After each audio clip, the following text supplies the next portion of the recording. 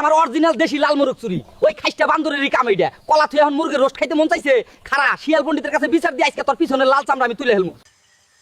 গ্রামের বোকা কুত্তার শখের দেশি লাল মোরগ চুরি গেছে। বটতলায় বিচারে বসেছে ধুরন্ধর শিয়াল পণ্ডিত। সামনে সন্দেহভাজন হিসেবে দাঁড়িয়ে আছে গ্রামের ফজকে বানর আর অভিযোগকারী বোকা কুত্তা। ও মাতব্বর সাহেব, আমার 10 কেজি ওজনের লাল মোরগটা চুরি হয়েছে, আপনি আর একটা বিচার করেন, আমি তো শেষ। গ্রামের মধ্যে চুরি আমি থাকতে?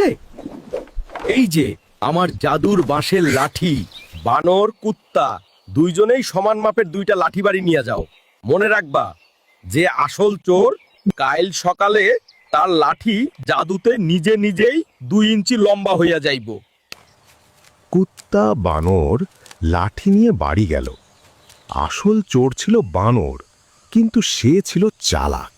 সে বুঝল এটা শিয়ালের একটা ফাঁদ, তাই সে লাঠি নিয়ে আরামে নাক ডেকে ঘুম দিল। কিন্তু বিপত্তি ঘটল বোকা কুত্তার বেলায়। রাতে তার মনে অদ্ভুত এক সন্দেহ ঢুকল। আরে, আমি তো মাঝে মাঝে ঘুমের ঘরে হাঁটি, কাল রাইতে ঘুমের ঘরে আমি নিজেই আমার মোরগ খাইয়া ফেলি নাই তো? সকালে জাদুর লাঠি যদি লম্বা হয়ে যায় তখন তো মাতব্বর আমার এই বাইন্দা পিটাইব। আর সে বরং লাঠিটা আগেই দাও দিয়ে 2 ইঞ্চি কাইটে রাখি, সেফ থাকুন তাইলে হাই। আমি তো মাঝে মাঝে ঘুমের ঘরে হাঁটি। যেই ভাবা সেই কাজ। কুত্তা নিজের লাঠি দাও দিয়ে কেটে 2 ইঞ্চি ছোট করে রাখল।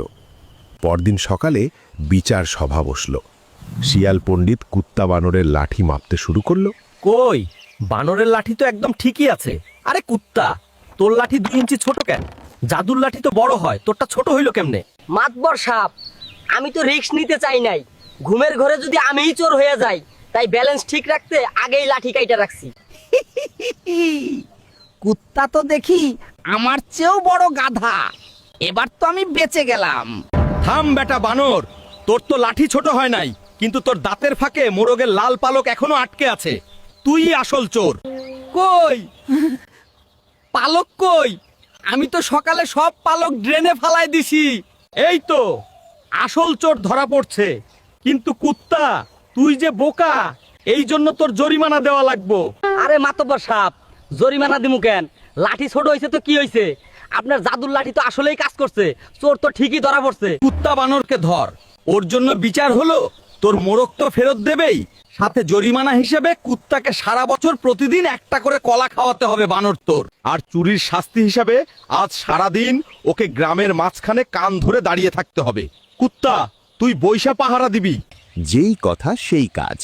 বানর কান ধরে দাঁড়িয়ে রইল গ্রামের মাঝখানে, আর বোকা কুত্তা খুশিতে লেজ নাড়তে নাড়তে বানরের সামনে বসে মনের সুখে কলা খেতে লাগল।